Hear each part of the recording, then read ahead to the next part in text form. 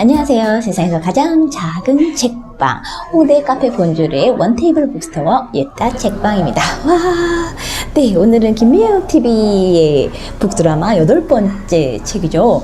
네, 연금술사를 소개를 하려고 합니다. 따단, 연금술사는 워낙 우리나라에서도 2000년대 초반 네, 베스트셀러에 확 올라가면서 파울로 코엘료 안 읽으면 약간 간첩이 되는 책 좋아한다면서 안 읽으면 그런 이제 베스트셀러의 반열에 올랐던 책인데 이 책이 김미영 TV에 딱 나와가지고 저 책 나 읽었는데 그러면서 금방 올릴 수 있겠다 하다가 연휴 시작되고 막 어영부영 하다가 시간을 놓쳤더니 그냥 일주일이 훅 갔어요. 좀 있으면 다음 책이 나올 것 같은데 그 전에 빨리 소개를 해야 되겠다 싶어가지고 오늘 소개를 드려가려고 하는데요. 그래서 이제 예전에 읽었던 책 짜잔 표지가 어디론가 이제 사라지고 안에 이제 알맹이만 남아있는 책인데 이 느낌도 되게 좋죠.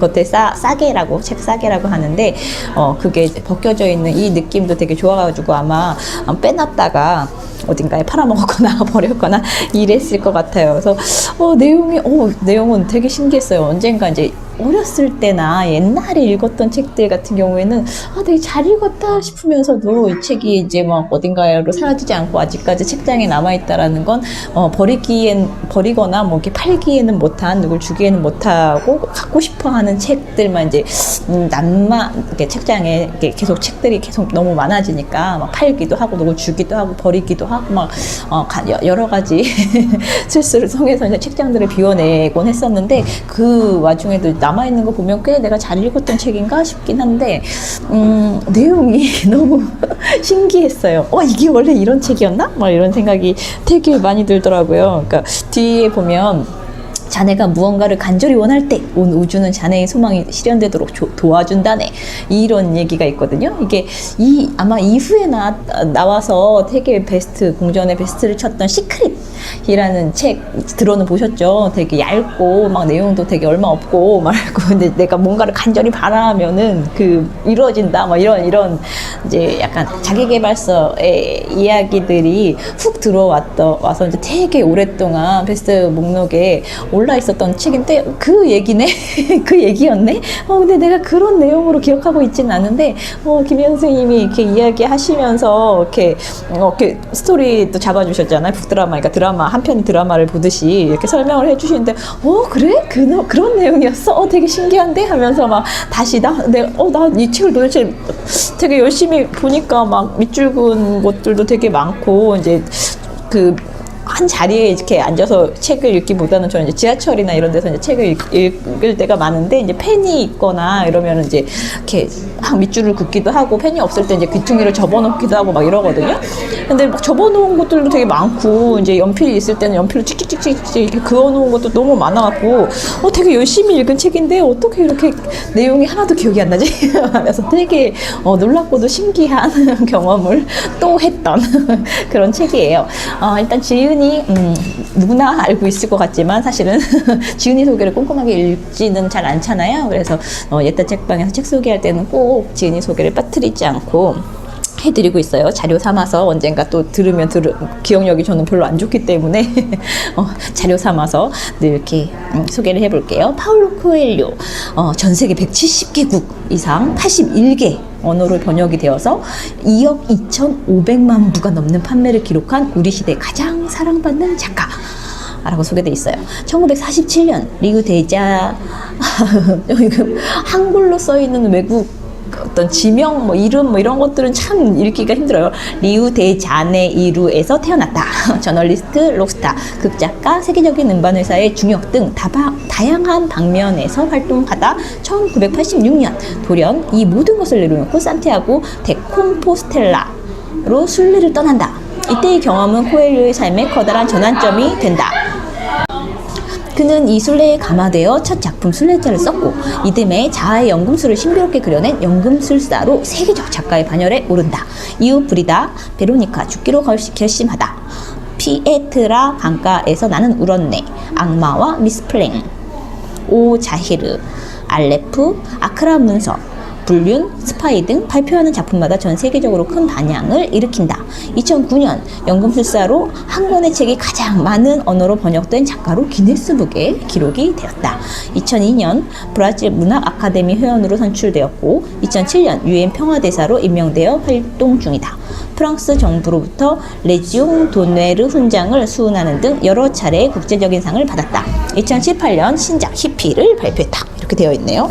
그리고 제가 원래 책은 있는데 옛날에도 또 오랜만에 갖다 놓을 겸 해가지고 새로 책을 구입을 해놨는데 문학동네에서 이제 파울코레르 책들을 꾸준히 펴내고 있잖아요. 보니까 문학동네 북클럽 문학동네라는 이런 게 왔어요. 그래서 책을 읽다 사람을 잇다 이렇게 되어 있고 똑똑 마음과 함께 보내요 하면서 이제 북클럽이 되면은 웰컴 키트하고 송년 키트가 들어가 있고 선택도서 베스트셀러 베스트 컬렉션 생일도서 수상자 1 수상자 2 플러스 두근두근 북클럽 회원이라면 매일매일 설렌다 뭐 이렇게 하면서 프리미엄 강연 동네 책방 아지트 독서 모임 지원 모니터링 리뷰 대회 브랜드 데이 스페셜 이벤트 이런 것들을 문학동네 북클럽이 되면은 하게 되나 봐요. 이런 책 북클럽 이런 거에 관심 있으신 분들은 가시고 이따 책방에서도 월요일에는 여성시 읽기 모임과 수요일에는 여성 작가가 쓴 SF 소설 읽기 모임 있는 거 아시죠?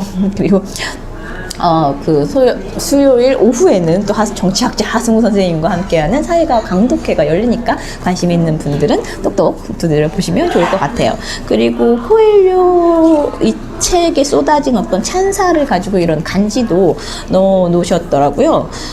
나의 한국 친구들에게 사랑과 마음, 감사의 마음을 담아 해갖고 이렇게 사인을 한, 이런 홍보 리플릿이 들어가 있네요. 자신의 생을 성취로 이끈 사람들, 치열한 열정으로 자신의 길을 개척한 이들이 소중한 이에게 추천하는 책, 연금술사 이렇게 되어 있는데 맨 처음에 써요. 되게 이름만 들어도 알만한 사람들이 막 있는데 성악가 조수민 님도 이런 글을 쓰셨네요. 연주 여행을 가기 위해 비행기에서 긴 시간을 보낼 때면 이 책을 거듭 손에 잡게 된다. 성악가로서 세계를 떠돌다 보니 왜 난 이렇게 집시처럼 떠돌아다녀야 하는지 생각을 많이 했다.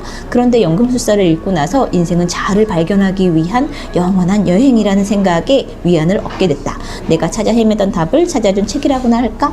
이렇게 쓰여져 있고 마돈나 가수 겸 영화배우죠. 이분도 이렇게 썼어요. 마법과 꿈, 그리고 우리가 먼 곳에서 찾아 헤매다가 바로 우리 집 앞에서 발견하게 되는 보물들에 대한 아름다운 책이다. 이런 이야기들도 있고 재밌어요. 네. 소설가 김현수 님도 추천의 글을 쓰셨네요. 코엘료는 일상에 주저앉은 독자들을 뒤흔드는 질문을 다 잘 던지는 작가다. 스스로를 풍요롭게 만들고자 험난한 여정을 떠날 준비가 된 독자들에게 권하는 21세기판 오디세이야 라는 이야기를 써주셨어요. 뒤에는 이제 코엘료의 작품들을 한 문장씩 거기서 중요한 문장이라고 그러니까 생각되는 것들을 끄집어서 문학동네가 펴낸 파울로 코엘료의 책 해서 히피 2018년에 나왔다고 하죠. 나 자신을 알고자 한다면 주사위를 돌려보는 일부터 시작하라 이런 식으로 한 줄 카피들이 다다다닥 쓰여져 있는 오랜만에 이런 리플에서 열심히 읽어본 것 같아요. 내용은 김혜연 TV를 보셔도 알 것 같고 이렇게 웹 서점 같은 데 들어가면 책 정보들이 쫙 있잖아요. 거기다 이제 소설의 형식을 빌리고 있으니까 어렵지 않은 청소년들이 읽기에도 되게 좋겠다 싶은 그런 책인데 저는 이제 내 책이 있으니까 팔책은 그만 펼쳐들고 제 책에서는 일단 인트로부터가 되게 멋있었어요. 어디 보자. 인트로부터 되게 마음에 들었었는데 인트로에 이런 오스카 와일드의 이야기가 사실 싹 나오는데 이거부터 너무 기가 막히게 마음에 들어가지고 쭉 아마 한 호흡에 읽었던 책이 아닌가 싶어요. 좀 소개해드리면 연금술사는 대상, 그러니까 큰 장사꾼 대상들 중 한 명이 가져다준 책을 손에 들고 있었다. 표지가 떨어져 나갔지만 저자 이름은 알아볼 수 있었다. 오스카 와일드였다. 책 이곳저곳을 훑어보던 그는 나르키소스에 관한 이야기에서 눈길을 멈추었다. 연금술사는 나르키소스의 전설을 알고 있었다. 물에 비친 자신의 아름다운 모습을 바라보기 위해 매일 호숫가를 찾았다는 나르키소스. 그는 자신의 아름다움에 매혹되어 결국 호수에 빠져 죽었다. 그가 죽은 자리에서 한 송이 꽃이 피어났고 사람들은 그의 이름을 따서 수선화 나르키소스라고 불렀다. 하지만 오스카 와일드의 이야기는 결말이 달랐다. 동화 바꿔쓰기의 이야기 바꿔쓰기의 원조인가 봐요. 아르키소스가 죽었을 때 숲의 요정 오레이아스들이 호숫가에 왔고 그들은 호숫가 쓰디스 눈물을 흘리고 있는 것을 보았다. 그들은 왜 울고 있나요? 오레이아스들이 물었다. 아르키소스를 애도하고 있어요. 호수가 대답했다. 하긴 그렇겠네요. 우리는 아르키소스의 아름다움에 반해 숲에서 그를 쫓아다녔지만 사실 그대야말로 그의 아름다움을 가장 가까이서 바라볼 수 있었을 테니까요. 숲의 요정들이 말했다. 아르키소스가 그렇게 아름다웠나요? 호수가 물었다. 그대만큼 잘 아는 사람이 어디 있겠어요? 아르키소스는 날마다 그대의 물결 위에 몸을 구부리고 자신의 얼굴을 들여다보았잖아요. 놀란 요정들이 반문했다. 호수는 한동안 아무 말도 하지 않고 가만히 있다가 조심스럽게 입을 뗐다. 저는 지금 아르키소스를 애도하고 있지만 그가 그토록 아름답다는 건 전혀 몰랐어요. 저는 그가 제 물결 위로 얼굴을 구부릴 때마다 그의 눈 속 깊은 곳에 비친 나 자신의 아름다운 영상을 볼 수 있었어요. 그런데 그가 죽었으니 이젠 그럴 수 없잖아요. 오, 정말 아름다운 이야기다. 연금술사는 감탄을 터뜨렸다. 이런 내용이에요. 그러니까 자기 자신밖에 못 보는 어떤 존재들에 대한 약간의 풍자해악 이런 것들이 담겨있는 오스카 와일드의 이야기로 이 책이 시작이 되는데 그래서 아마 제가 오스카 와일드 단편집 이런 책들을 막 샀던 그런 기억이 나요. 그래서 이 이야기, 이 책들을 어떻게 소개를 하면 좋을까? 이런 생각들을 하다가, 어떤 것들에 밑줄을 걷나? 이것도 되게 흥미롭다. 근데 되게 많이 쳐가지고, 이렇게 탁폭 집어서 얘기하기는 좀 애매하긴 한데, 이런 문장들이 되게 기가 막혀요. 문제는 양들이 새로운 길에 관심이 없다는 거야. 양들은 목초지가 바뀌는 것이나 계절이 오는 것도 알아차리지 못하지. 저놈들은 그저 물과 먹이를 찾는 일밖에 몰라. 막 떠오르는 누구들이 막 있지 않나요? 그래서 아마 이렇게 막 적어놨던 것 같은데, 이런 문장들도 되게 마음에 들었었고, 어떤 책에 대한 이야기들을 또 하는데, 중요하긴 하나 굉장히 지루한 책이지. 이런 데도 밑줄이 지어져 있고, 전혀 새로운 게 없는 책이야. 이미 다른 책들에 다 있는 얘기들이지. 이런 이야기들에도 굉장히 제가 관심을 보였더라고요. 그 밖에도 되게 많은데, 자신의 삶에서 일어나는 좋은 일들을 깨닫지 못하는 사람들에게는 하루하루가 매일 해가 뜨고 지는 것처럼 똑같을 수밖에 없으니 말이다. 재밌죠? 이런 거에 제가 많이 꽂히나 봐요. 자네의 삶이 자네가 자아의 신화를 이루며 살아가기를 원하기 때문일세. 이런 대화. 행복의 비밀은 이 세상 모든 아름다움을 보는 것, 그리고 동시에 숟가락 속에 담긴 기름 2방울을 잊지 않는데 있도다. 사소하지만 중요한 사실 한 가지. 약간 알쓸 신잡의 키가 되는 단어들이 여기다 있어서 아마도 여기다가 밑줄을 그었던 것 같고, 어떤 일이 실제로 일어나는 대로 세상을 보는 게 아니라 그렇게 되었으면 하고 바라는 대로 세상을 보는 거지. 이런 곳에도 있고, 낯선 곳, 새로운 세계, 남에게 물어봐서는 안 되는 일도 있다는 걸. 새로운 세계는 텅 빈 시장의 모습을 하고 그의 눈앞에 있었다. 하지만 그는 이 광장이 삶의 활기로 가득 차 있던 순간을 이미 보았고 그 살아 숨쉬던 광경을 결코 잊지 않을 것이었다. 그는 단검을 떠올렸다. 잠시 바라보기만 하는 데에도 너무도 비싼 대가를 치러야 했지만 그것은 그가 그때까지 한 번도 본 적이 없는 물건이었다. 그 순간 그는 깨달았다. 이 세상은 도둑에게 가진 것을 몽땅 털린 불행한 피해자의 눈으로도 볼 수 있지만 보물을 찾아 나선 무언가의 눈으로도 볼 수 있다는 사실을. 어떤 시각에 대한 이야기들에 많이 꽂혀 있었던 것 같아요. 이 책 제가 이게 2001년도인가에 나왔는데 2001년도에 1판 1세가 인쇄가 됐는데 저는 24세짜리를 샀는데 2004년 5월에 찍힌 책을 샀으니까 2004년 정도에 사서 읽었던 책이었나 봐요. 그때는 나는 이런 문장들에 꽂히는 사람이었구나. 이런 것들을 확인하면서 읽는 그 즐거움도 있어요. 결국 반드시 그여야 했던 건 아니었다. 이런 데도 밑줄이 그어져 있고, 세상은 참으로 많은 언어로 이야기를 하는군. 사막의 모래 언덕은 바람에 따라 변하지만 사막은 언제나 그 모습 그대로랍니다.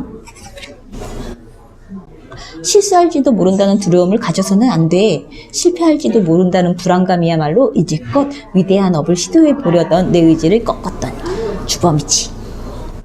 소유의 개념과는 별개인 사랑이란 정말 뭘까? 사막에는 만물의 전기를 꿰뚫어보는 능력을 미천으로 먹고 사는 사람들이 많았다. 이런. 인간은 항상 자기 미래에 맞추어 삶을 살아가는 거죠. 비밀은 바로 현재에 있네. 현재의 주의를 기울이면 현재를 더욱 나아지게 할 수 있지.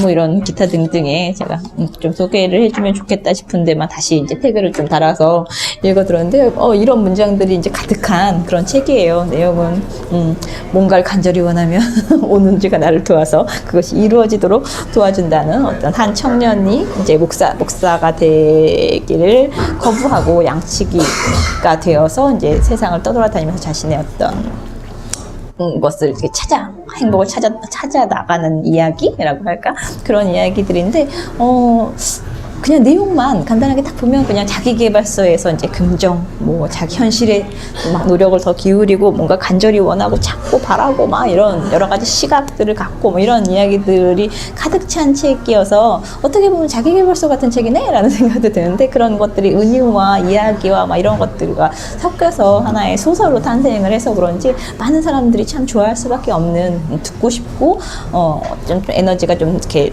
바닥이 나거나 할 때마다 한 번씩 들어보면 다시 이렇게 맞아 하면서 다시 긍정의 에너지를 탑재하고 살아보자 뭐 이런 열심히 살아보자 뭐 이렇게 되는 그런 이야기들이어서 오랜만에 다시 읽어보고 되게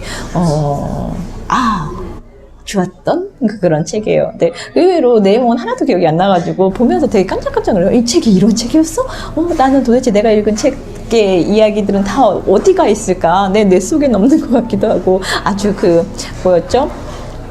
아주 장기? 아주 잘 쓰지 않아서, 꺼내 쓰지 않아서 아주 깊은 곳에 저장이 되어 있는 걸까? 아니면 입력이 아예 입력 미스가 난 게 아닐까? 뭐 이런 생각이 들기도 했었어요. 근데 뭐 어딘가에는, 내 세포 어딘가에는 내가 읽은 것들이 이렇게, 나를 이루고 있지 않을까라는 생각들을 많이 해요. 저는 기억력이 많이 약해가지고. 그래서, 이런 것들이 모여서 내가 어떤 삶을 살아가는 어떤 나의 관점, 시각, 이런 것들이 만들어졌겠지?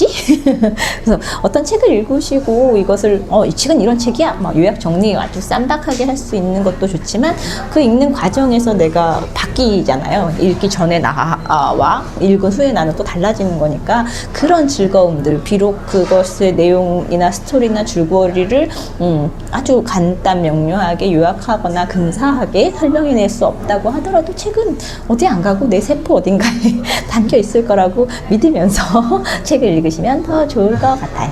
네. 오랜만에 설 지나서 네, 옛다 책방 책 소개 했습니다. 안녕. 구독과 좋아요 좀 눌러줘요.